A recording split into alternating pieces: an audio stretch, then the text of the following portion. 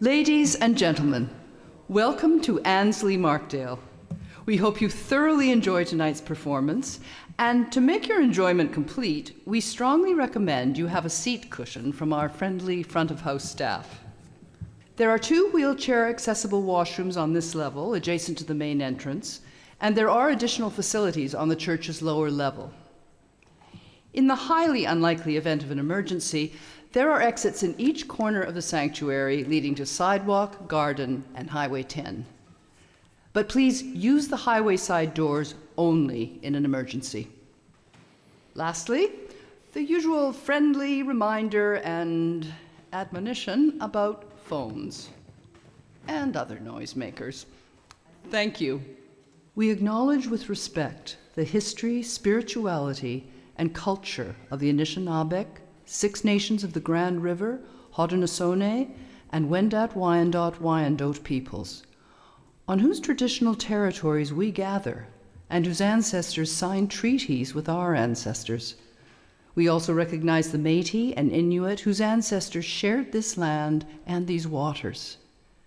May we all, as treaty people, live with respect on this land and live in peace and friendship with all its diverse peoples. Ladies and gentlemen, welcome. Welcome to this, the third of at least 6 speakers in the Friends of the Grey Highlands Speakers Series. Algonquin Park, 59 years of collecting stories. Once again, welcome and thank you for your continued support. I was almost wondering whether we'd be here tonight because we're out in the east end of the municipality, and the storms out there, the rain, you can attest to that, was coming vertically with the winds. So I was almost going to phone and see if it was canceled. I come here, it's like heaven. Branches, we were out of power again today. I think I'll pay the bill next week. I would just like to put out a special thank you to Sean Ankerman of Highland Grounds Coffee. He consistently provides tea and coffee at our speakers series. Please visit his location. He's located just north of Flesherton on Highway 10. As a former vice principal responsible for outdoor education programming at the Island Natural Science School on Hanlan's Point, Wards Island in Toronto, it's my distinct honor to introduce this evening's speaker, an outdoor educator extraordinaire, a conservationist, canoeist, editor, writer, teacher, award winner, and storyteller with over 50 years of adventure and experiences. A wild pedagogy-based blog summarized our speaker thusly, and I quote, "He cut his teeth at an Algonquin Park, Ontario summer camp. In many ways, he never left. Guiding outdoor trips since the early 1970s, he has developed a life-informing perspective as to the benefits of outdoor education and self-propelled travel. A university teaching and writing career, mostly at McMaster University in Hamilton, he has been a means to further develop perspectives with students on the relationship of nature and culture. Bob has written and edited books on Canadian travel heritage and Scandinavian approaches to outdoor life. Some of them will be available at the end of the presentation. He currently lives on the Oak Ridges Moraine, northeast of Toronto. This brief biography of Bob Henderson does not even scratch the surface of professional accomplishments, personal achievements, travel, and adventures, as well as combined lifelong experiences. I should also mention, as an aside, I mentioned the title, Wild Pedagogy. Pedagogy is a teaching, imparting knowledge. Allow me to explain this concept. Wild pedagogy means basically it's aimed at rewilding education so that a teacher and student, as co-learners, leave the classroom and go out to the outdoor, untamed places.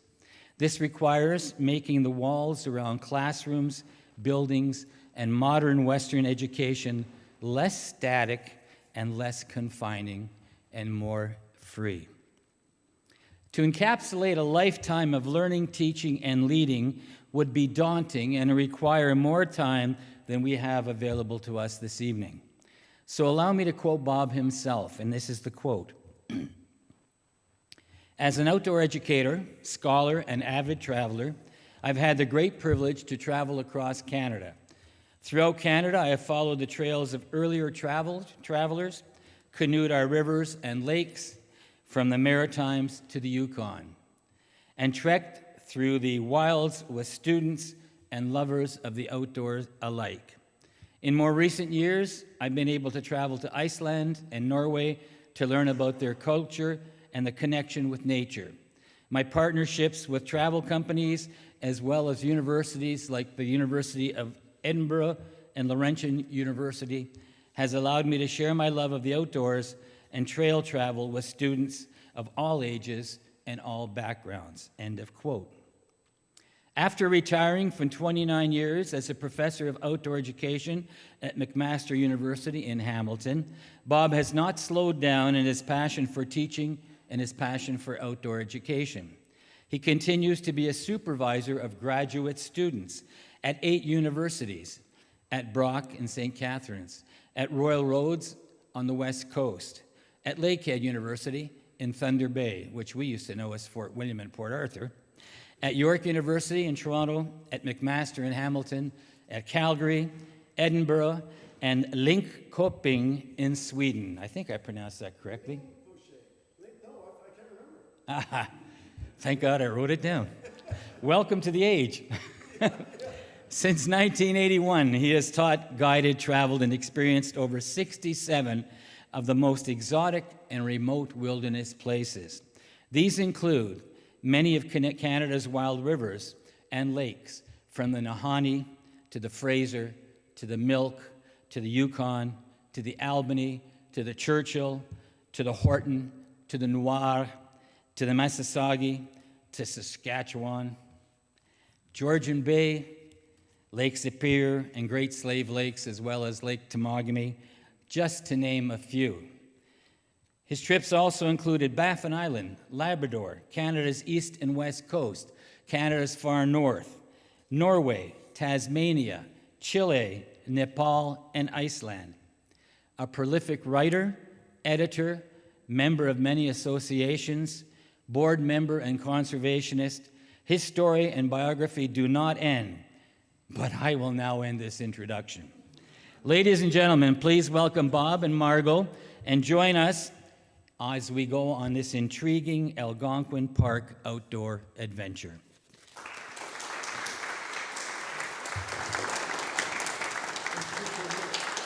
Give it up to Terry, everybody. That was an introduction. For a while, who was he talking about? Anyway, thank you very much. And thanks to Middle Grey and Friends of the Museum for having me, and to Jane and Barry who have putting me up and making me very comfortable, as they have for so many years, and published my early set of books, and very grateful to be here and to have you here, Jane. And hope we're going to be watching from home later. So, but I also want to say how frustrated I am with you, Jane, because this is one of the hardest talks I've had to prepare, because I'm spent all my time thinking about what I'm not going to say and could have said. So sometimes I talk about things where I pop all over the country, and maybe that suits my personality better. But here I'm focused on one place where I know a lot about it. I mean, a lot of people know a lot about it, and I just had such a hard time pick and choosing. So anyway, I'll get over the problems. But let's get right into Algonquin Park. Oh, I can control my life. Well, maybe I can't. Yeah, so for me, the whole Algonquin Park thing is about canoeing. And so it's the place to start. Whether it be at camp, or whether it be at a cottage, or whether it be in a canoe trip, the canoe is king in Algonquin Park, and king for me. And yet it's sort of a challenging, interesting place, because it's actually a fairly hard place to canoe trip because of the amount of portaging and seepage areas and collection of headwaters. So it's canoe heaven, but it's quite challenging. Yeah, just a little thing. So, camp was where I started. This is Camp Almec Dining Hall in Algonquin Park. And this place is full of memories for me. And the one I want to share among many is being 7 years old and little Bobby's knowing that it's important but not knowing why, as I hear in the morning meditation talk given by A.Y. Jackson.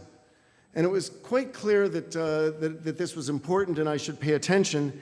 And I remember it to this day. I remember paying attention. I don't remember, but there was a sort of profoundness to the place that I've always carried with me. And as was said in the introduction, I became a university professor, but I always told my students, listen, we'll get along much better if you think of me as a travel guide. And so in so many ways, I never really left camp. I just found a way of making it a career of sorts. And I really mean that. It might sound like a common trope to say I lived my childhood dream, but I just really wanted to stay with the culture that I had experienced in that place. And there were places that I would always return to.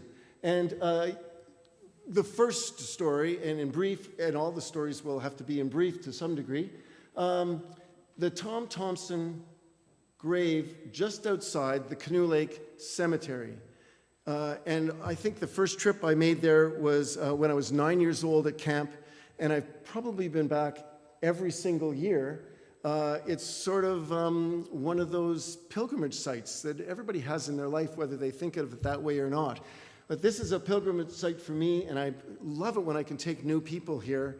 And often people who are in the area, but they've never been because there's just one tricky little corner you got to make, And I'm watching my friend Rob Butler in the room, who wrote like a song about Tom Thompson that has stayed with me for my life, So there's memories that really jump out at me here because I'm one of the believers that Tom Thompson, the great Canadian artist, is still buried just outside beyond the classic birch tree there. But that's a big story, but there is a Tom Thompson mystery. And people that focus on his art hate the mystery because then you talk about the mystery of whether he was murdered and where his body was, and you don't talk about the art. So, so to talk about the art, this is Tom Thompson on the right, Art Lismer on the left, and one of Tom Thompson's greatest accomplishments was introducing a number of the guys that became the group of seven to the wilds. Tom was the bushman in the group. Others became so, others didn't, but he was bringing them to the wild. I think they would have found it, but he was instrumental in that.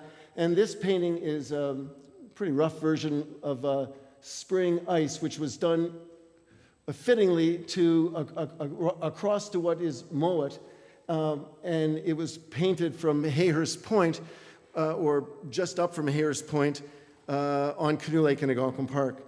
So there's one of the great stories of Algonquin Park is the story of Tom Thompson, the Canadian artist.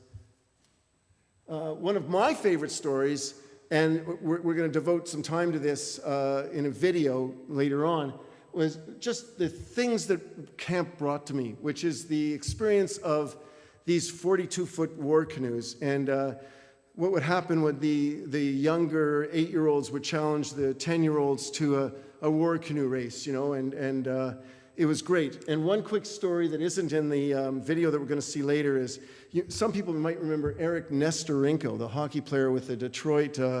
Well, he was a WAP guide at one point in his life, and the girls challenged, the 16-year-old girls challenged the collection of WAP guides who were the males who guided women on canoe trips, because women apparently couldn't carry canoes. There was an issue of ovaries and all sorts of things that people thought about in the 40s and 50s. Don't worry, they don't think of those things now. But so Eric was a guide, and I heard through somebody else's story, but Eric's central to the story, that what happened was the girls put fire buckets, so the standard metal bucket, and tied them on a tether to the back of the canoe. And they won the race, of course. And the poor WAP guides couldn't figure out what was going on. So that's just a great little camp story. They had 2 of these boats, and we're going to talk about them later. But camp was a special place. But I shifted from camp you age out of camp. Some people age out at 20, some people age out at 8, and I aged out at about 25, and then I went back at 30. So obviously it's a big part of my life. But I also had children, and then I was able to acquire a camp, my own camp, if you will, or a cottage, and on Smoke Lake, which is one lake south of Canoe Lake in Algonquin Park. And so I'll just shift to a few cottage things. And one of my most profound memories of being a cottager, I know, it's a cat, but I had a cat that loved canoeing. And isn't that just great that I got a cat that loved canoeing?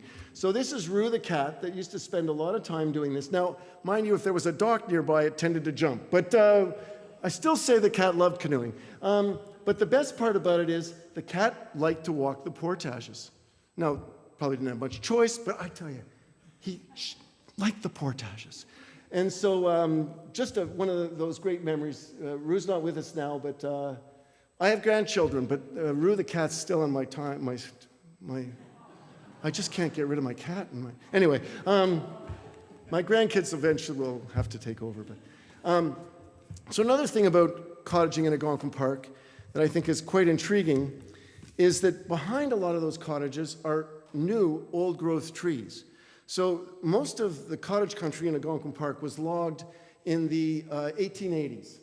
So a definition of an old-growth pine, based on the work of Peter Quimby and others, who did his PhD in old-growth pine, I don't know where he came up with the number, but 140 years will constitute old growth. So when you go and buy a book by Peter, and I forgot the name of his colleague, Tom. Anyway, they define an old growth at 140 years, and these trees are 140 years. So it goes without saying that Algonquin Park changed with time. Esther Kaiser, who will also come up later in the show, said, Algonquin Park is a lot prettier now. And Algonquin Park is a sea of green now, whereas Temagami is peppered with rock, and Temagami is different, and Quetico is different, prominent canoe tripping places. What is Algonquin got? It is a sea of green and a massive seepage areas for five rivers. And we'll talk more about that too. But the secondary growth in the recreational zone, because there's lots of logging in the park, is people don't really recognize that they're in the midst of really special old-growth trees. But being a cottager sets you up for all sorts of wonderful conditions. This is leaving the cottage in November. And so sometimes cottaging can be a 4-season proposition. And it's at that point, when you live in the shoulder seasons and winter in a cottage, that you really start to understand a place fully, and you know it in every month. And every month has its joyous events. April can be often skating on the lake, but it lasts about an hour, so you got to take some boots. So if you get far, you end up going through your skate blade goes into the ice, and then you got to walk home. And but you learn all these things, and every season. Every month, really, brings another sort of special quality. And here we are packing up to, wait for the next time we go up, there'll be ice. And this is also that time of year, and you can see I've paddled across the lake, but I'm going to go for ski. And that doesn't happen often. That's an early December time at the lake, and it's actually a great time. Because you can get sort of the beginnings of winter and the end of fall in the same week. Some things are just exciting. But one of the best times is this time. Winter's a very, very quiet, gentle, peaceful time. And I know people think of winter as austere, and it can be, of course, like in east of here today, but it can also be this glorious, gentle time. In my career of outdoor education, I always told people that I was privileged to work on the Canadian Shield, which is really 3/4 of the country. And the privilege is because I'm not terrified of being in the Cairngorms, where fog can come in and people can fall off, rock bands to their death. It just there's all these hazards that come with. And if you're traveling and your home base is I could pick Tasmania. Then water level changes make a difference of almost life and death in some of these rivers. I'm exaggerating a little bit, but I think you get my point. Algonquin Park is part of the Canadian Shield in an environment that I think of as exceedingly gentle in terms of weather and terrain. And as a result, when you're hiring staff, something that I had to do for taking 40 students on a bus, divide them up into 5 canoe trip groups. I always hired people that had what I called green and warm skills. And those are the skills that made people know about the place because they knew the heritage and the flora and fauna, but mostly the warm part. And that warm part is the part that helps people feel like they belong here, even if it's their first time. And that's a real special quality in a staff. Can you make somebody belong? There's an academic journal, an academic paper called the Belonging Hypothesis. And it sets up the idea that the number one thing you can do to a member of a group is help them belong. Forget everything else. Everything else is secondary. Primary is the feeling of belonging. But in outdoor education, we tended to always push hard skills and soft skills. The technical skills, Matt, you know what I'm talking about. The technical skills and all those soft skills of facilitating a group. And all those things are really important, but can you make people feel at home? And that's a nebulous, awkward, tricky little thing to talk about. But that was always my focus, both for myself and for hiring people. And it was specifically and especially connected to winter, because winter carried a certain terror. You know, I'm gonna go camping with this guy, and we're gonna sleep in snow in a tent, and it's 30 below, and do I trust him? And then if they do, and they have this experience, they carry it with them for life. There's a moment where someone will go, oh my God, I'm comfortable. Like, I'm really comfortable. And that's the great joy of winter with groups. And here's sort of here's a group. Now, there's all sorts of hidden gems in this picture. So I had a 6-day camp in Algonquin and a 4-day camp. The 4-day camp was called Understanding Canadian Winter as Place. The whole concept that winter itself is a place, if you don't know it as a place to live and be outside of a city environment. And the 6-day program was a camping trip. So this is the Understanding Canadian Winter as Place. So over here, we've got what would happen when students arrive, and they might get out and it's dark and it's 20 below, and they're putting their gear on these sleds, and then they're going to walk across a lake about 800 meters to a cottage, and then we'll eventually go on a trip. We had a day of chores, then a day of snowshoeing, and then a day of skiing. And I bet you know where I'm going with this. The day of chores was the profound day, because that was chopping wood to keep us warm. It was cooking our own food as a group together. It was all the things that one needs to do to survive. And that's really fun, because so much of our technology takes away all the burden in our life. And I believe people are craving what I call the beneficial burden of camping, which is exacerbated? Is that the right word? It's advanced with winter. And so first of all, it only takes 2 people or 1 person to cut a water hole. What are the other people doing? They've never seen a water hole get cut. They're just enthralled, and they want to turn, and it's so great. So that's a little telling image right there. And then the kids on the roof, they didn't hear me, and I was nearby, and I heard one kid say to another, "Can't believe he's letting us on the roof." And that speaks to the idea of they just don't get these opportunities. So chores, and the person who's chopping wood for the first time. Anyway, that's what I learned, is chores are great. And it also takes a whole week's worth of work off of my hands in one day. But anyway, why am I? Oh, where do I point this? Here, I pointed it. That's where I pointed. Oh, I went 2. Right, okay. So, kind of moving a little bit. I'll put that down there. Let's focus a little bit about Algonquin. You can see there's a personal touch to this. That's one. I wanted that to be my focus. But here you've got Algonquin Park. And it's kind of special for the dome that you can you see it? The dome with the rivers coming off. There'd be a better image for that. in just a few slides. These are my trips in Algonquin Park over my lifetime. And I could focus on a bunch, and I'll focus on probably all of these ones at some point. What I'll say right now about this is, I think I missed one. It's throwing me off. There. That was the image that I missed. So now I'm feeling much more content, because I wanted to talk about the rivers that emulate out of this. So here's the... I never said I was a professional. I never said I was a professional. Yeah. So this is the map that's on the floor of the Canoe Museum. People who've been there? Yeah. So here's Algonquin, but here's what you have to know about Algonquin Park. The Petawawa, the Imablo Dauphin, the Madawaska, and the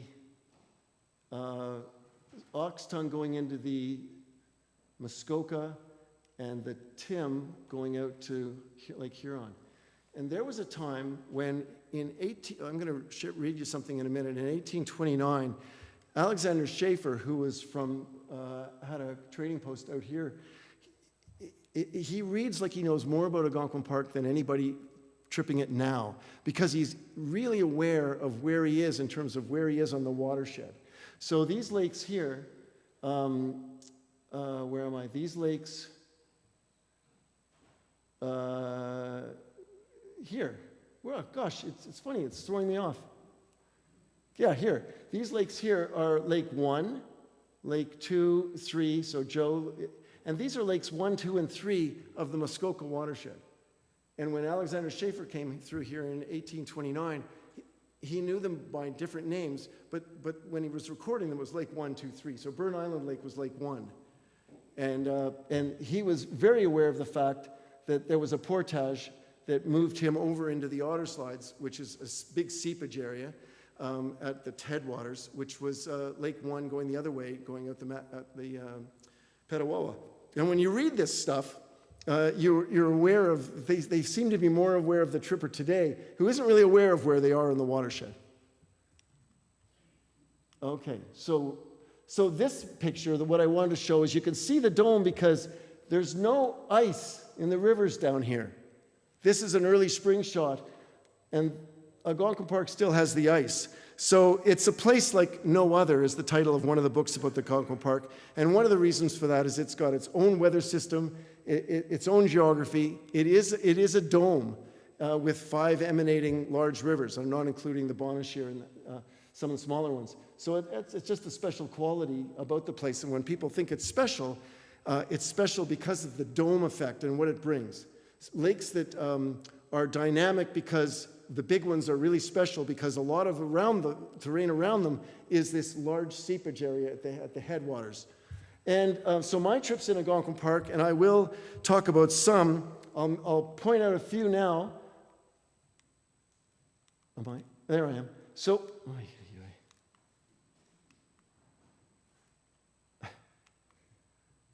here we are. So this was a canoe race to celebrate 1993 with 100 years of Algonquin. And it started out here off the map, and it went up to Kiosk and then down to Brent, and that was a 9-hour day. And then the next day it took me 9 hours. The next day came from Cedar Lake down this way, the classic route, into Canoe Lake where the race ended, and that was an 11-hour day. That's moving hard. That's a 3-day canoe trip, typically, to get up to Cedar. I might mention something called the Brent Run later. I'll mention it now. In 1976, there was this event that was done. The Lauriers were in the 40s, I think, and they were brothers. And as the story goes, they went up to rescue a girl from one of the camps, and they paddled up to Cedar, made a phone call, and came back, and they did it in 24 hours. And that seemed like a big accomplishment. And a friend of mine, Paul Laurier, was talking about it constantly. And I got together with a friend and thought, well, why don't we just try it? but we couldn't get a day off. And we thought we might get fired if we just went and did this thing because we couldn't get a day off. So we were sort of sneaky. So we told our section director, who was sort of our boss, that we were going to do this and leave at 2 in the morning so that we'd catch these, the otter slides both ways in the daylight. And we do this longer portage in the daylight too. And then we started it, and we got up here with a normal tripping canoe. We got up there in 13 hours. We thought, I'm not sure you can get back in, 26 hours. Anyway, so as it turned out, we didn't get a night's sleep really, so we just started falling asleep around Portal here. And we said, well, this is really silly. We're just wanting to try this. So we slept for 5 hours and then continued, and we're there back in 30, and nobody talked about it because we didn't tell a soul about it because we thought we'd be in trouble. And then lo and behold, about 10 years later, it becomes like this institutional thing, and guys from the portage store on the lake are doing it every year, and camp guys are doing it every year, and it's become this big thing, and it's allowed, and I just sort of feel like we did it in a way that had a nice archival feel to it. But that's another thing, and I'll talk about a slide about a trip later where we wanted to go over the dome from over here, and we finished in Huntsville. And so, but for the most part, these were trips that were all connected to working at a camp and being a canoe trip guide or being a camper. And then the camp sent me out to Quetico and to work with 15 and 16-year-old boys and girls, and this represents 4 trips of 36 days, where the last 10 days take you to Lake Superior out here. And why I want to do this, because there's a story out of here that I'd love to share, because after the 36-day canoe trip, the campers would stay for a night in a campground, and then the next day, bright and early, they'd be on a plane back to Toronto, parents and friends. And nobody was thinking about it then, because they didn't understand the potential for profoundness on these long canoe trips. So kids would come back from this trip and suffer sometimes. Sometimes they'd be absolutely thrilled to be home. But there were some kids, they were getting something out of it that meant they couldn't cope. 1 year, I'm in charge of 5 trips, sort of in charge, and one girl at the airport, so you picture your Toronto airport, you're getting your bags, your parents are like this out there, and she bolts to the women's washroom at the other end of the airport. And the parent comes up to me eventually and goes, I hear you're in charge. What'd you do to my daughter? I said, I did the stupidest answer that everybody would give. She had a great trip. Yeah, she's run away. So what's that all about? So eventually she gets back with her family, and everybody had gone nuts looking for her, and it was a big excitement. And I thought, man, I might spend the rest of my career just trying to answer the question to that one woman. What the hell happened here? And without exaggerating, I've spent a good chunk of my career writing conceptual pieces about what is outdoor education to try to capture this culture that thrives and can thrive in settings where there's beneficial burden, connection with nature, with a common purpose, with a group that work together and establish a kind of subculture that means they experience different values from the prominent values. Now, I could go on for a long time here, but I won't. But if you're curious about it, look up Florence Kluckhohn's work called Value Variation in Cultures. Because what we did, that's an anthropology paper, what we did was out there for that long, for some kids, they found a culture that they were thriving in. That doesn't sound like it's all about canoeing. I taught in an environment where the professor, he teaches canoeing. I didn't teach canoeing. We were looking at how to create an eco-philosophy that made sense for how to live on the planet. But it was just called outdoor education. So Quetico was true for me for that. Then later, and early on too, the camp, I can't hit the right button, Bob. The camp sent me on, and I started tripping in my own area in Temagami. So these pictures don't represent, wow, he's done a lot of tripping. What they represent is he's just tripped every year. So I started at 6, and I'm still tripping. So that's more what they represent. But those 3 terrains are home terrain, Algonquin, Quetico, and Temagami. I also think it's really interesting to go from traveling in your local environments in the Shield to then going to different parts of the shield that are far away. So this is northern Manitoba and northern Manitoba and there we are. So this is Wollaston Lake, and this is a canoe trip here. Whoop.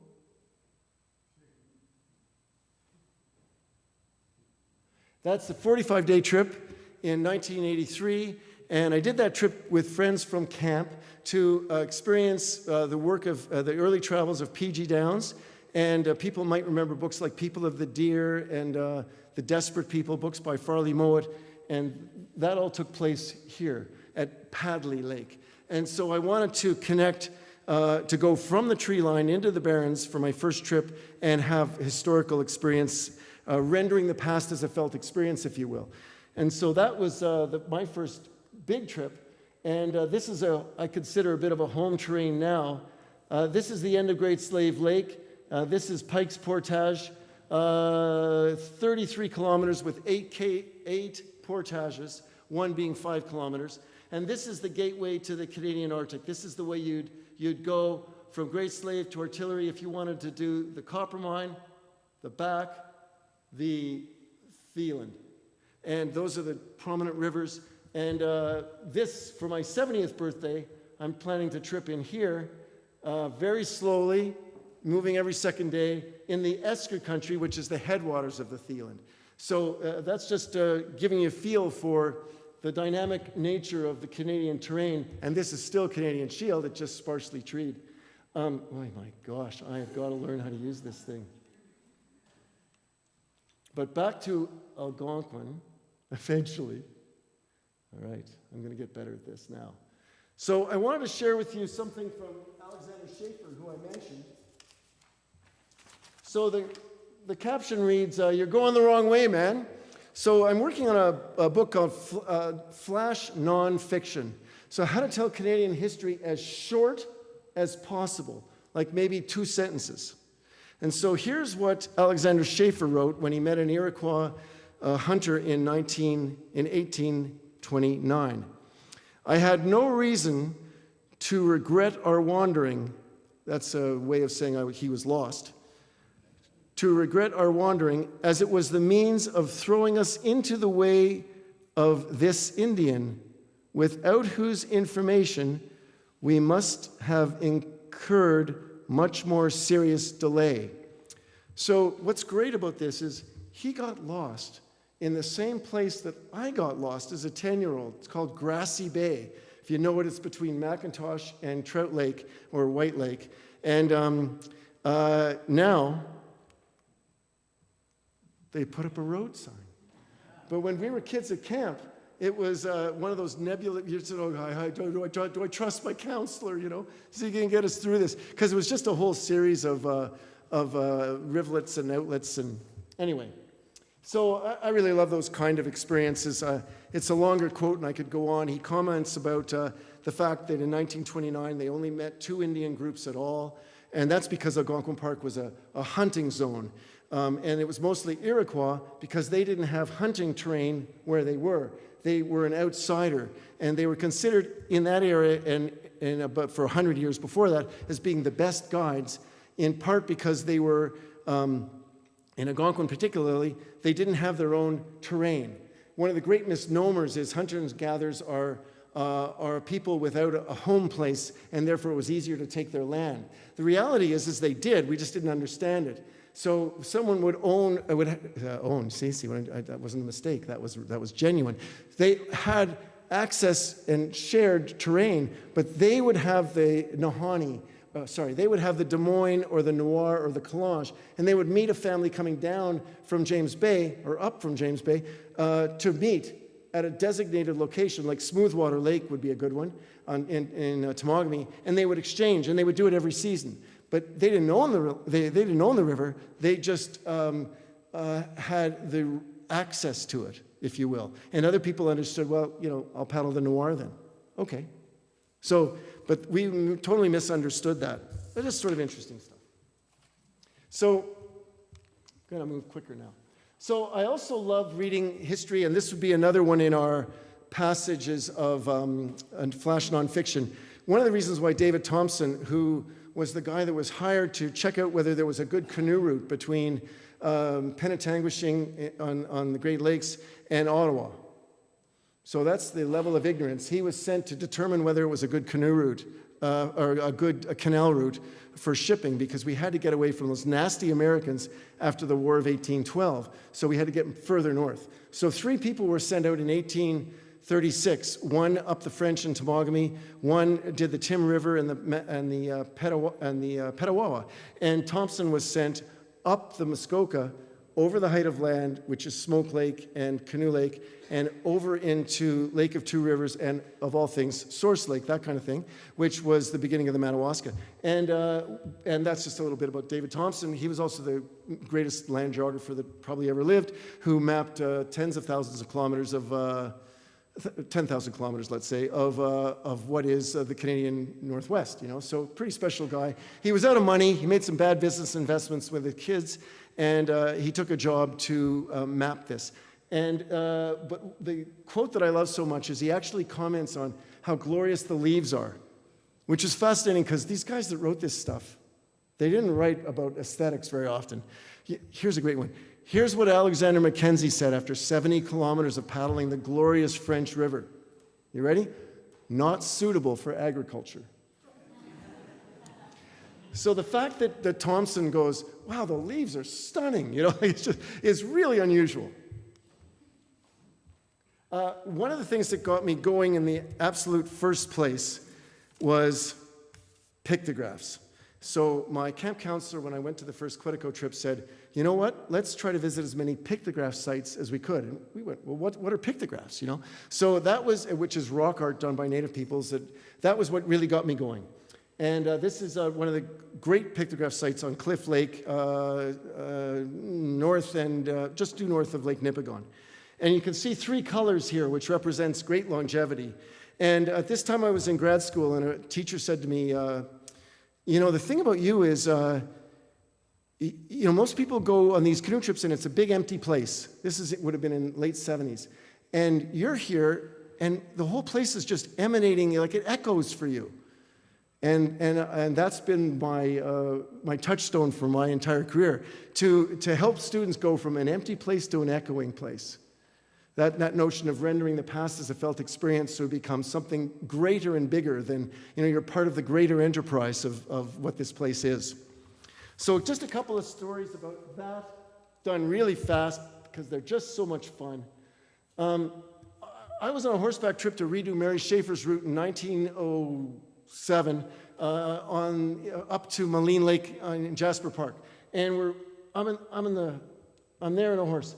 And I look at that profile and I go, oh my God, that's Mary's picture from 1907. There's Mary's picture. Now look at this. See the rock? There with the cut in it? Oh, doesn't this turn your crank? There's the rock with the crack in it. I mean, I'm not right on, but I'm so darn close. I'm on a horse. I'm getting my camera out, you know, like I'm shaking like this, and the horse is moving, and I'm trying to get a picture, and it worked. Anyway, that's one of my favorite stories, so I had to put it in. But I learned all this at camp from good guides who instilled in me pictographs are significant. We should become part of these stories. So this is one I really wanted to do in Labrador, and you can see here, this is 1903 Hubbard, and you know, I was goofy, I got the hat, you know, I wanted to take the exact same picture. It was important to me for some reason. I knew I'd find it, I wasn't worried. And here's the little trick for finding this stuff. You can always find a land profile. So I knew that I could find pretty much the exact spot. And so I did. I went there, I found the spot. Look at the bloody bridge. I lost all my chutzpah for it, you know. But anyway, the last sort of out of Algonquin slide about this kind of thing is, these are the Kelly brothers on the Kelly portage that goes from Maskinaj Lake under the Sturgeon, northeast of Sudbury. And these are the Shoops, and they owned the lodge that in the 70s was called Bob Ford's. And this is where they lived, and this is now gone. But in 19 81 or 2, it looked like that. And there it is there. There's the same door. And the great story, so I'm on a solo canoe trip and I'm at the Red Squirrel Road, and there's a guy camping, and he's an old guy. And I said, tell me some stories. Because usually young guys walk by those old guys. I'm not one of those old guys. Anyway, he stopped. I'll tell you some stories. You remember the Kellys? Yeah, yeah, keep going. I know the farm. Yeah, well, when the big guy died, he didn't fit in the flower box as a coffin. So the older guy just cut off his legs and put him in the flower box. Now, that might not be a great story to share, but that's the sort of stuff you're going to learn from the old guys. And apparently, this guy was a poet. And I actually tried to maintain contact with the fellow because I thought, wouldn't it be great to put an article in the Beaver magazine about a northern poet, but he never wrote me back. But now we're going to watch a video. No, we're not, because I screwed up. No, that's you, Tim. Is that you? Okay, good. Now I look at my time, too. Come around with your time and make yourself at home. Put your feet on the mantel shelf, open the cupboard and help yourself. Now I don't care if your friends have left you all alone. Raise your porches, knock on the door and make yourself at home. War canoes are unique. There's no other camp in the world, no other organization in the world that has anything close to these war canoes. They're the largest single wood canvas canoes in the world. They're 42 feet long, they're just under 6 feet wide, and they can have up to 30 paddlers. When alumni get together, they oftentimes talk about their experiences at camp in the canoes themselves. And the majesty of these two canoes on a lake, and people look at them and are just in awe that so many people can fit into one canoe and that they're propelled by people, not a motor or anything like that. It's a wonderful sight when you see them from a distance. I feel like I grew up with those boats. Every season there would be some silly challenge where the younger kids would challenge older kids to a race. It's a beautiful day at Camp Amick, but something's afoot. The Pioneers have challenged the Tuskies to a war canoe race, and the boys think they'll win. Just look at those muscles. But here come the girls. Let's see who wins. Go! They're both pulling pretty hard. Look at those boys paddle. Way to go, boys. But where are the girls? There they are. Uh-oh. Better catch up, boys. This is no time for lily dipping. What's this? Someone lost a paddle. That's not good for the boys. And the girls win it. They wanted it more. The crowd goes wild. Well, better luck next time, boys. Apart from them being the single largest war canoes in the world, which makes them an amazing heritage craft, they're also used day to day as workhorses for the camp. They're constantly on the water and transporting girls primarily. The girls' camps are on islands, so it gets girls to and from for meals, and that means they're heavily used day to day, but it also brings the girls over to the mainland for different camp activities. And during the first days of camp, obviously there's a large group of people who are coming in, and the girls actually take the war canoes from the end of the lake at the portage store where their parents drop them off and paddle them up to Wapomeo. It's always a sight for the parents to see these two canoes being paddled to Camp Wapomeo.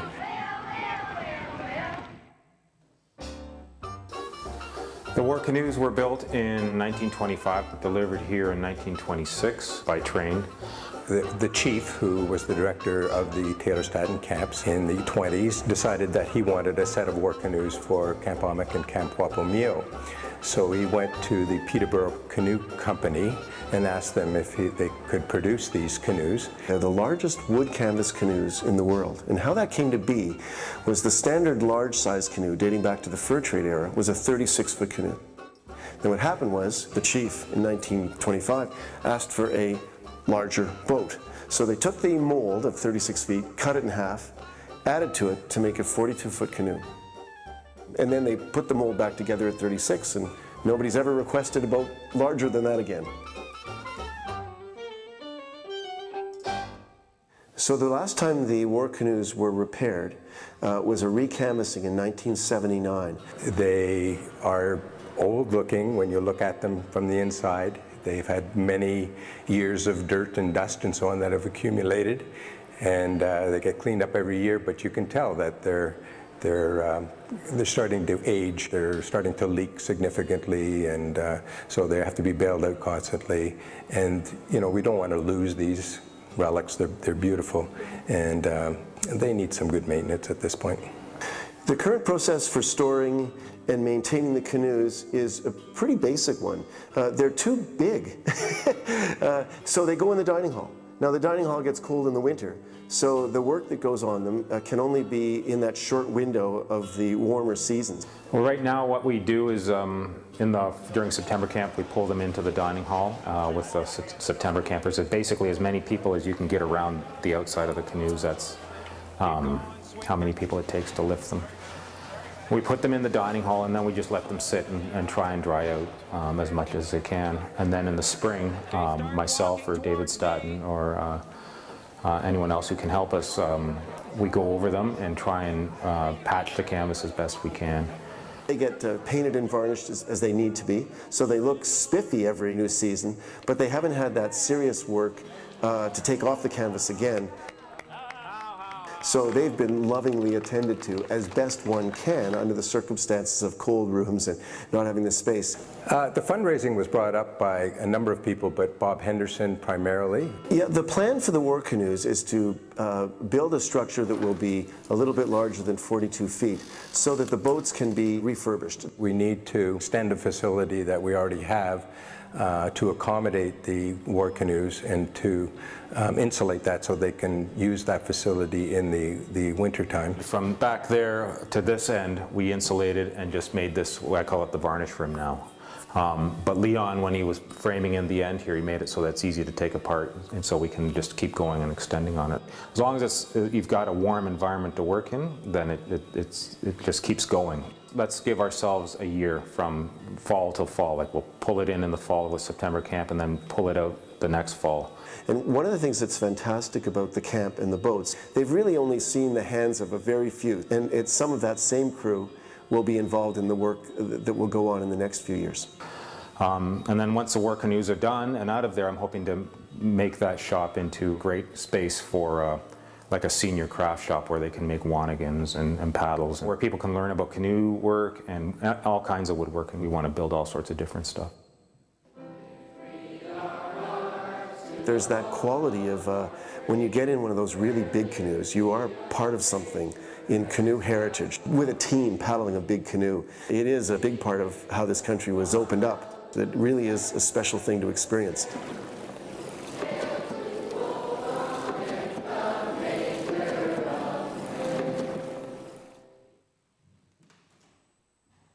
So that's a camp story. These children's camps all have their own great stories. That's just one I wanted to share in some detail. And now I want to move into just a real quick version of some camp history stuff, or some park history stuff. 52 men, it says there, a campus, and this is a logging operation. And there were many of these in Algonquin Park, and it was a time when there were more people in Algonquin Park than there are now. So it's kind of interesting, more people living in Algonquin Park. And this is at Tea Lake, and this is the Gilmore main depot. What's amazing about the Gilmore Company is they were taking logs from the eastern part of Algonquin Park and actually getting them to Trenton, which meant they had to build big sluways and do all sorts of crazy things to get them to their operation in Trenton on Lake Ontario. It only lasted a few years. It was uneconomical. This is a fun story. Here we have the canoe route off of Annie's Bay there, Bonnechere. Here we have the Pioneer Settlement Road, and it was designed to go to the Narrows in Lake Opeongo. It never went there, but it was designed to. So this guy, John Dennison, he said, well, I'll get a head start and I'll build a farm at the end of the road, which he did. But the road didn't go there. So his children left to go to Manitoba, the story is that his grandson and he were up at Happy Isle, one of the portages off of Opeongo Lake, and he got caught in a bear was allegedly dead in a trap. He went over, the bear was alive, and took him out, and he had time to yell to his grandson to paddle back to the farm and bring help. And it's a great story, and I have no reason to think it's true, but I also think we should read this stuff really thoughtfully, because I actually think what happened, I'm not saying I know what happened, I think what happened is the farm didn't go well, and the old guy committed suicide. That's not as exciting a story, but it's a story that makes more sense when you look at the whole parameters and the whole telling of the story. And I guess my point there is we should be reading this Canadian history stuff with an eye for the semi-truth and the truth, and yeah. But you can go and visit the grave, and there are people that maintain the grave. I've maintained it with friends for a few years, but pretty special. Going to fly through some stuff. This is evidence of an old farm in the very south end of Algonquin Park, the Bissett farm, I believe, and you can see the linear pathway there. And these are celery trees, is the common name for pine trees that grow in the open. So they grew in an open farm field, and as a result, they grow like a celery. And that's one of the ways you can find, oh, am I in the forest or am I in an old farm? So there's little tricks like that. My favorite farm is the McLaughlin farm on White Lake or Trout Lake, depending on, these are the 1880s here, and this is what you might see today. That was done in about 1990, and just a gorgeous location, and the old buildings are still to be seen. And of course, these farms provided the loggers with hay and potatoes and different things. We went looking for an old pointer boat at Farm Lake around Booth Lake in Algonquin Park at the very south east corner, and we didn't find the pointer boat, but we found an old cart that we don't know anybody else had found because there were no pictures of it, and the guy had done a book of old images of that area. So he might have missed this one. And now I want to talk a little about the lodges. So that was a pretty quick history of logging, wasn't it? But logging in Algonquin Park is still going on, not in the recreational zones. This is a picture of Nominagan, and Nominagan has this incredible lodge here, and then cabins running down the sides. The main lodge was built in 1912, and these cabins were built soon after, but they burned down in 1926. It had 4 or 5 different owners, and eventually what happened to it, it's pretty sad. The park felt that they couldn't handle it, and so they let it to fall into disrepair, and someone offered to buy it. His name was Kirk Whipper, who's involved in the Canadian Canoe Museum in his life. And he took the logs and he numbered them, and then he took them to his camp called Camp Candelore, and he was going to rebuild it, but he didn't have the money to rebuild it, just to move it there, so all the logs rotted there. But here's what it looks like today. And you can see those tall trees in the foreground the way they were originally. And the actual lodge was right there.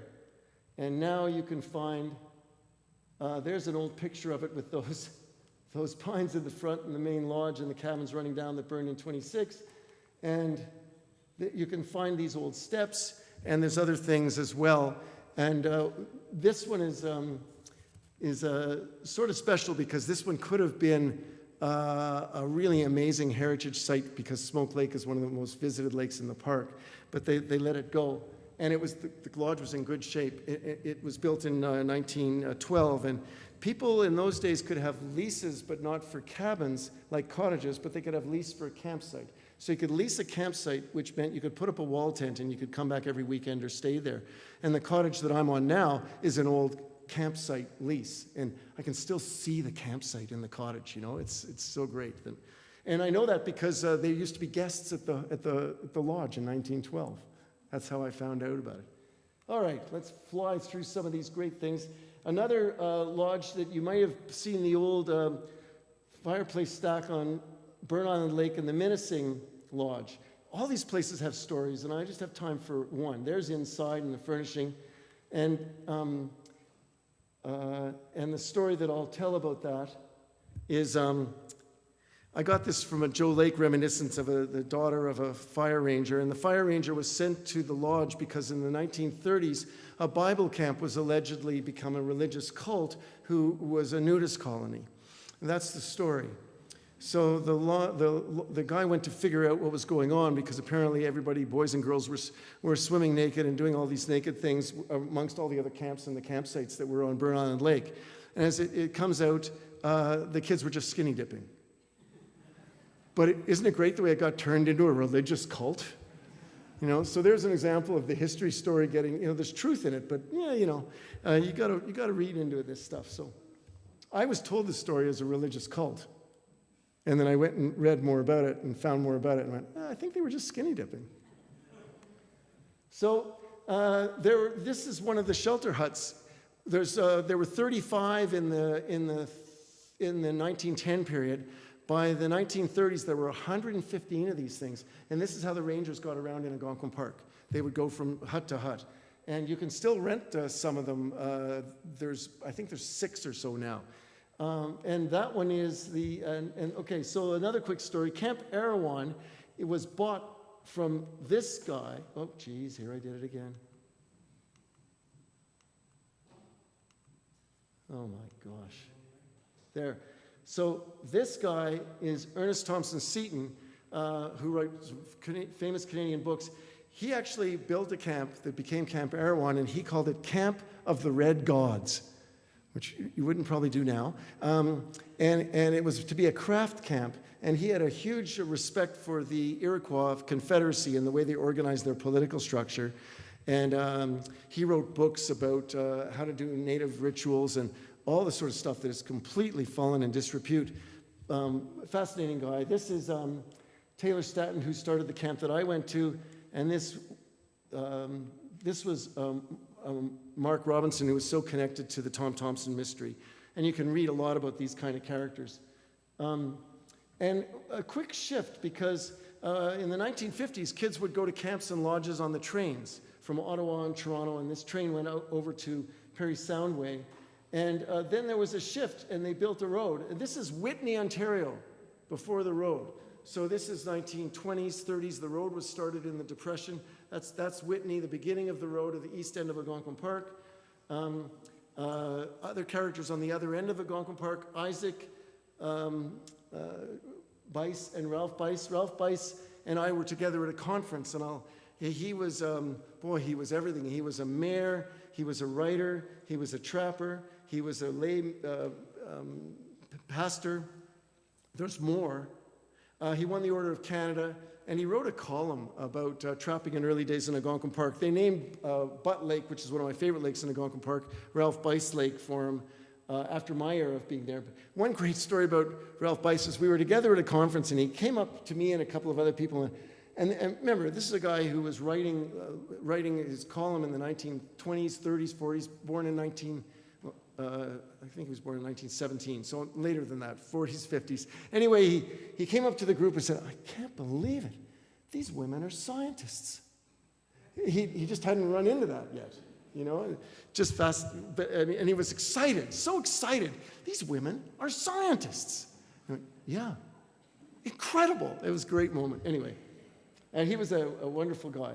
And this is Doc and Mildred, and they had Pingrove, and Pingrove was on Brule Lake, and there it is there, and that was an old railway cabin, and Friends took it over, and every year they would go up to Friends of Pingrove, and they would go up and cut the ice, and I had the privilege to be among that group, and there's the ice going into the ice house, and we were doing that in the 90s, 80s and 90s, and I wanted to include that because Pingrove is for sale right now. You can buy that place. You'd probably spend more money fixing it than it would cost to buy it, but it's for sale right now.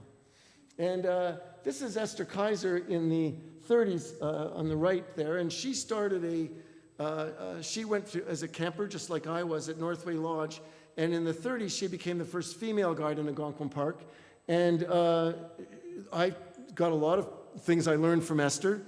Everything from how to age well when you canoe trip. She was canoe tripping well into her mid-80s, but also how to make one outhouse hole for last 60, 80 years. Anyway. There she is as 4 generations of cottagers in Algonquin Park. And one of the things that's interesting about these park and leases is it's the cottagers that hold the knowledge of the park, not the rangers, because they change.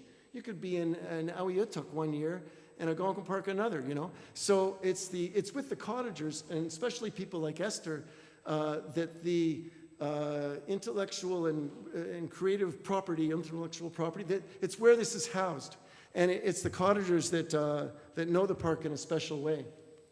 And there's Esther climbing with a client at the White Lake Fire Tower, and I had the privileges of climbing that fire tower in 1969, and then it was taken out soon in the 70s.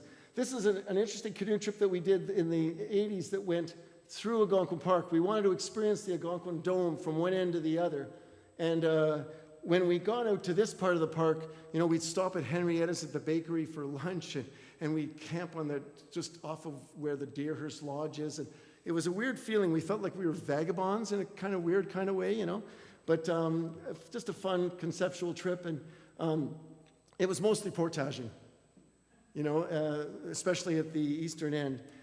And there we are, vagabonds on hiding out a little bit. The Deerhurst, the trees were a little bit of shelter for us. Anyway. Also, winter trips and exposing the wonderful wildlife. This is an otter that's having some fun. Boy, no one can tell me that otters don't have fun. There's an expression, otters are playful, beavers are industrious. Who's to say who leads a better life? If you travel in Algonquin Park in the winter, you'll know that it's otters. Anyway, the trips that we did this way with friendship groups was we'd take a tent as a base camp, and we'd put 2 people in there, and then we would then have 2 people that snore or whatever preferred it, and some people preferred the Quincy. So we dig up a pile of snow and dig it out and sleep in there. If it's done right, it's 0 degrees. And a lot of people prefer it because in the wall tent, if it's 30 below, it's 30 below, and then you put a fire up and it's 10 above, and then it's 30 below and you get up and put up the fire. It's hard to say which is better, but it's great to have that base camp idea. So that's a little bit about winter camping. Another trip, it's my last collection of stuff. This is a trip that happened in 1903. So somewhere in the early 2000s, the park archivist found 20 or so brilliantly good pictures and a diary of a buffalo fisherman with his nephew from Ottawa, and with 3 fishers and 3 rangers, they did this trip in Algonquin Park, and they camped 7 times, but they rode for 14 days, and then they used horse and buggy to get where they're going, so they didn't have long portages to get back out onto the road such as it was then, or the train. And there's the way they would do the long portages at either end. Don't have that luxury now. There I am with a friend reading the 1903 trip. And that's the whole empty echo thing, and you make a place really come alive. And there we are camped at one of the shelters hut sites, and you can still find the foundation. It's just up here, and there we're camping on the same site that they did. We tried to camp on the same sites they chose. So that's been a slideshow that's been a personal account with touches of history, my own stories, and I hope it gives you a feel of being a camper and then a cottager, and then someone that reads the literature and has come to know a place through travel and reading. I'll finish with this because this was my sort of latest trip, and the point is to connect those things. All this that I would talk about outside of Algonquin Park had its start as a little boy in Algonquin Park whose parents sent them there because they were urban people, and they were told by a friend, Gordon, if you don't send your kid to a camp, you've made a great disservice if you're going to raise that kid entirely in the city. That's the whole story how I got there. So I'm pretty grateful for that guy. And this is Margot and I, and we're retracing the experiences of 3 Norwegians in 1971 who went to Nepal not to summit a mountain because it was still a sacred place, and it was inappropriate to climb mountains to the summit of sacred mountains anyway if you were Tibetan Buddhist. a Sherpa person. So there will be consequences if you have an accident. People die in the community if someone summits the mountain. That's the belief. So I'm still living the same storylines and the same passions. This is the top of the valley, Tazaropa, and it was Hillary and Tenzing that came over this pass here when it was a glacier. It's not a glacier anymore. So they did that route out in 1953. And I'm not 4 generations, but I can proudly say I'm 3 generations of cottaging and camping in Algonquin Park. Those are my grandkids and daughter out on the first trip for those little ones. And I still visit the Tom Thompson gravesite every year, and I've got a couple that are dying to have me take them there that are new cottagers on Tea Lake. And it never ends, because last year a friend of mine bought Winnie Trader's cottage in Mowat on the town on Canoe Lake, and we were having a snack out on her table, and she said, you know, this is the table where Tom Thompson's autopsy took place. So you are telling the right guy that story. And I still celebrate Algonquin Park, and I still serve heaping helpings of pasta. I looked at that slide. Did we all eat that much pasta? Anyway, there's a camper, cottager, traveler, reader story in Algonquin Park. And it's still all about canoeing. Thanks very much. How am I doing? Not bad. Thank you. So, I'm happy to take questions, and I can field the questions, and we've got some time. And if you're interested in, my slant of blending heritage and philosophy and anthropology and literature and geography, I try to do that in books where I actually tell the stories without flipping slides to, and making all sorts of faux pas. Anyway, so I've got a collection of books over there, and Margot and I can tell you about them, but there's 2 books that pertain to the idea of empty to echo. One is Every Trail Has a Story, which is published by Natural Heritage. Thank you very much, Jane. And More Trails, More Tales, that was a follow-up to it, which has more Ontario stories. All right, so what about some questions? Yeah? Right. It's a big question. In 1956, 4 guys went and dug up the area, and they found a body, and they thought it was Tom Thompson. And it was revealed that it was probably not Tom Thompson, but on the same time, there were a lot of similarities between the skull and the look that made it possible that there was some mischief going on at the University of Toronto. That's just the beginning. So the body was apparently moved to the home plot in Leith, but I don't think it was. I think it stayed there. Mark Robinson, the ranger, said that just the casket isn't heavy enough. And the guy that was the undertaker worked at night and insisted on working solo. And besides, Tom Thompson was found with fishing line wrapped 14 times around his ankle. That doesn't happen by mistake. So yeah, I think he was. Yeah, the story that I think is true is that he got in an argument over money, and a guy pushed him and his head hit the stove, and he was dead, and they rushed some fishing line on him and put him in the lake, and he was found 14 days later. Boy, that's a quick version. There's a pretty good book out that says all I just said is completely wrong. Does that answer your question, kind of? It's a mystery. Oh, yeah. Yeah, I'm in the Shannon Fraser camp. Yeah? I know you have a cottage on Smoke Lake. I'm not sure where it is. Yeah. I have an idea because I know Smoke Lake quite well. But I know there's also a lot of prejudice against cottagers in the park. I wonder what your feelings on that. You obviously are biased because you are a cottager. Yeah. How do you feel about the people that have an argument against cottagers on?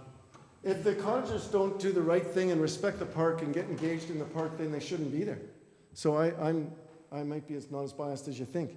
On the other hand, I did say in the slideshow that the cottagers maintain and hold the knowledge of the park more than the staff of the park. So lose the cottagers, you lose funding to the Friends of Algonquin, you lose the people that write most of the books about Algonquin Park, George Garland being the main guy. He wrote Glimpses of Algonquin and wrote articles in he wrote The Best of the Raven. Anyway, so the park cottagers make all sorts of contributions to the park that are that hidden stuff. One woman on Smoke Lake did 25 rescues one Thanksgiving weekend on Canoe Lake. On the right side as you're going up Canoe Lake, 25 rescues one weekend. So there's a lot the cottagers do, but if the cottagers don't do well in Algonquin Park and appreciate where they are, they shouldn't be there. And that includes what they build and everything else. I'm glad you mentioned the rescues, because as my own experience has been there, being almost there every summer, is that there hasn't been a summer that we haven't gone out on a rescue. Right. And you know, the interesting thing is it's quite often the camps, and it's the camp counselors that are just inexperienced, taking large groups out, and then they run into foul weather and they're crossing the lake instead of shoring, keeping to the shore. So yeah, there's a lot we could talk about. I think about. the cottagers do more good than, but I'm prejudiced the other way. So. Yeah, there's lots of ways to go there too. The cottagers can have a big role in Algonquin Park, but they've got to embrace the role. That's right. Yeah. Thank you. Yeah, my pleasure. Yes. It's an Ontario provincial park.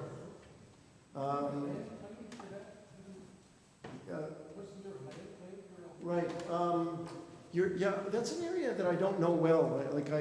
There's a relationship and greater freedoms to the more from people on the east end of Algonquin Park, but the Whitney Algonquin people don't really interact as much with the people, the Golden Lake people, so it's a little messy for them, but they have many rights in Algonquin Park that you and I wouldn't have, vis-a-vis hunting. There's lots of logging in the park, pros and cons to that debate, but the recreational zones don't have logging. But it's an Ontario-owned provincial park with rights to Indigenous peoples. And you know, Joe Lake, which is a popular lake, is named for the Joe family, who were coming up from Rama, who were coming up from on the Black River and whatnot from Aurelia to hunt and trade. So there's a rich history of Algonquin with Native peoples, but it's an interesting history, as I alluded to in the slideshow, because it was a hunting ground. So you know, you'd be on the Ottawa, you'd be on the systems to the south, but everybody utilized Algonquin Park as a hunting terrain, but nobody thrived as a place of dwelling there. That's the conventional logic now. Yep. Can you tell a fishing story from Algonquin Park? Can I tell a fishing story?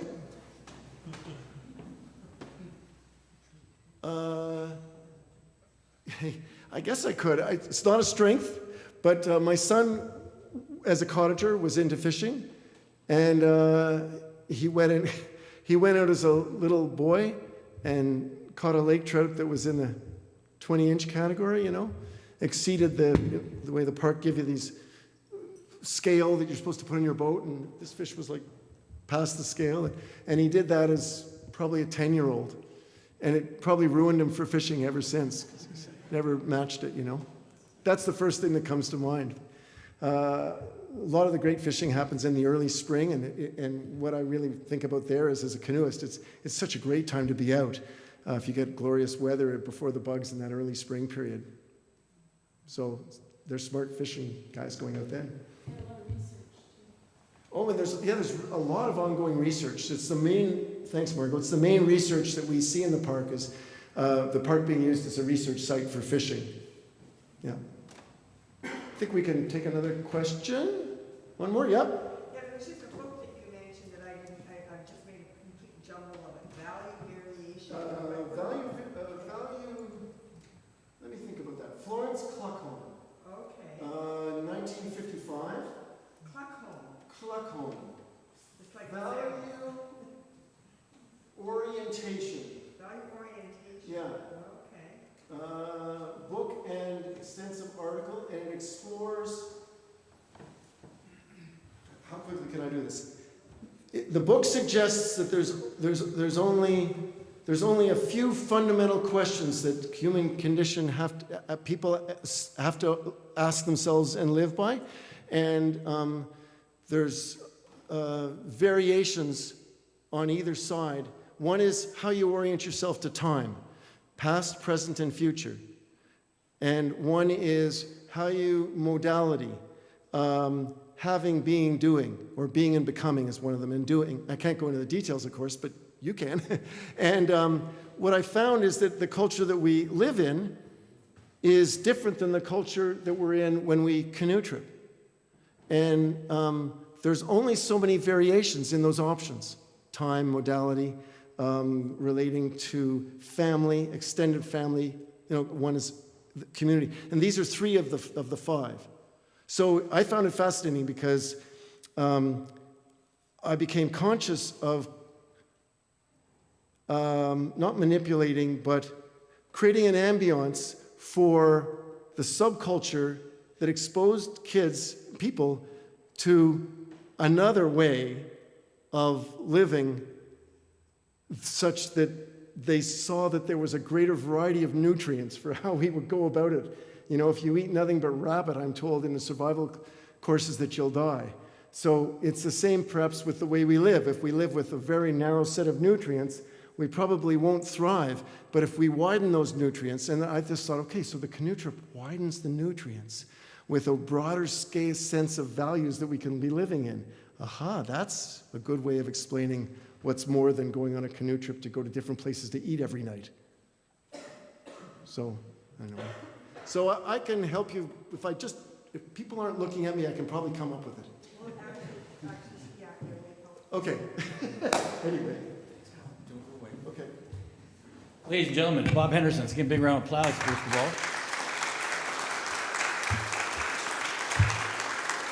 I have a formal thank you, but I'm going to deviate a little bit.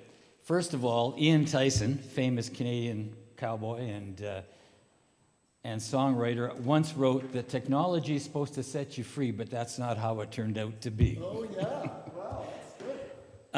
Ernest Thomas Seton. When I was a kid reading books, Ernest Thomas Seton was an author who wrote anthropological books about nature, and one of my favorite was Rough of the Don Valley. Oh, wow. And seeing that picture brought back memories from, I think it was 10 years ago when I was 6. Anyhow, 59 years of collecting stories, a lifetime of adventures and experience. Thank you very much for sharing information and for introducing us in a really enthusiastic and sincere way to Algonquin Park and its history. Moreover, please accept our thanks for your many years of work in outdoor education, for work with young people, and for your continued efforts in conservation and concern for the environment. And also, on a personal note, I want to thank you for fighting against the bureaucracy when it comes to paddling for kids in schools. You may not realize this, but a few years back, there was a canoe trip from one of the schools in Ontario, and there was a serious incident on the canoe trip, and a lot of boards of education, in their infinite wisdom, decided that you can't do canoe trips anymore. By not doing that, you're depriving young people of an experience, of a culture, of a future, of an experience to look back on. You get kids from the inner city who still think that a cow is this big, or that a lake is a place called Ontario. These trips outdoors are extremely necessary and an experience which is of great benefit. So thank you for fighting for that. All right, it's almost time for tea and coffee, for mingling, to acquire books that our special guest will be pleased to autograph. Also ask any questions you may have.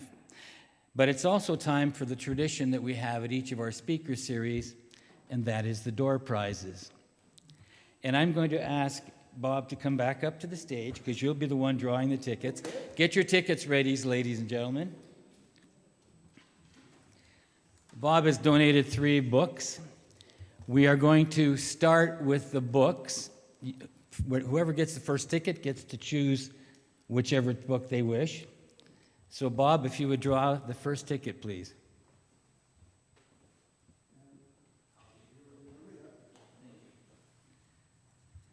And the last 4 numbers are 4551.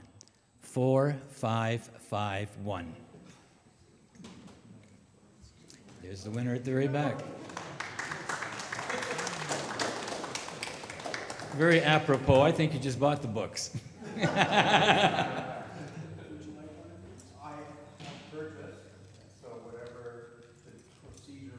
Well, you know what? Instead of that, we have. You're where? You're down country, aren't you?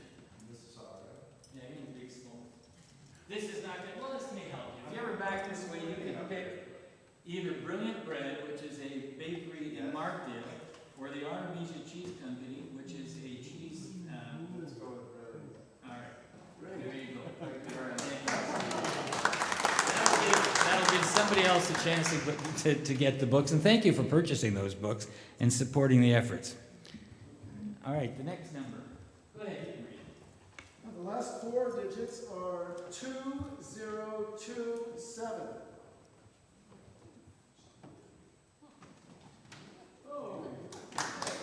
It's Ed.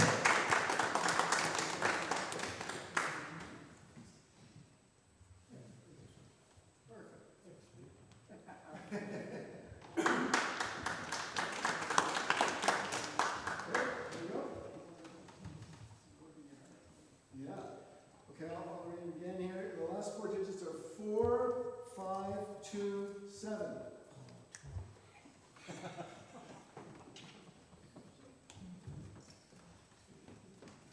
4527.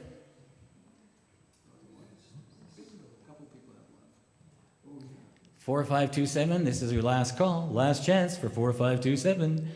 The train is now boarding. All aboard. Let's pick another one. Okay. We'll go with 4554. There we go. With an Algonquin t-shirt, too. Very apropos.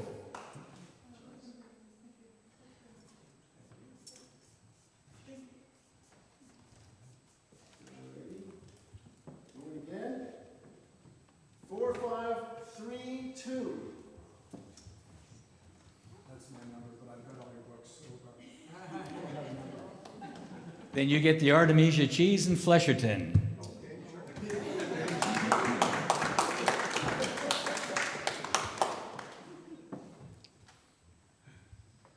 All right. 4550. 4550. It's my mom. It's Mom.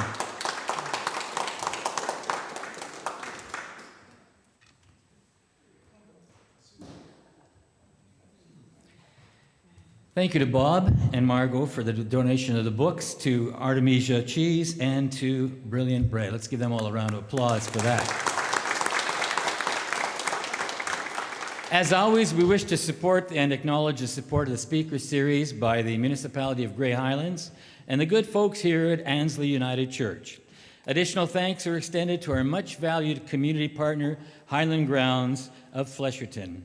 Thanks to all our friends of the South Grey Museum and to Barry and Jane for renewing and continuing the speaker series. And once more, a special tip of the hat in the direction of Mr. Technology up in the rafters, Tim Riley of Leaking Ambient Studio of Flesherton. Ladies and gentlemen, a reminder. This marks the end of the third in our series of special speakers for 2025. We'd like to remind you that at this time, to join us on Thursday, September the 18th, for the next program in this series.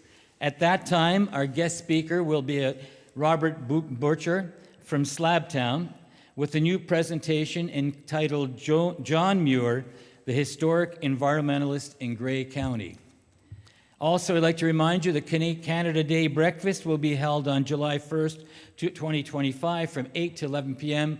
at the Flesherton Kimplex. Did I say p.m.? Morning. It's like BC, BEC now, whatever they changed it to. Anyways, a.m., morning, 8 to 11. They will be having gluten-free buttermilk waffles by Spirit Walk Farm, creations at Maxwell. They will be having berries sourced from West Grey, maple syrup from Maurice Martin's Mennonite Farm, coffee and tea from Highland Grounds in Flesherton. Do join the Friends of the Museum and the special guest Melanie Rosen on that day to celebrate Canada's special day. Once again, thanks to each and every one of you for being here today and for your support at these great speaker series programs. I'm Terry Moker, your MC, bidding you a fond farewell and saying, we'll see you in September. Thank you.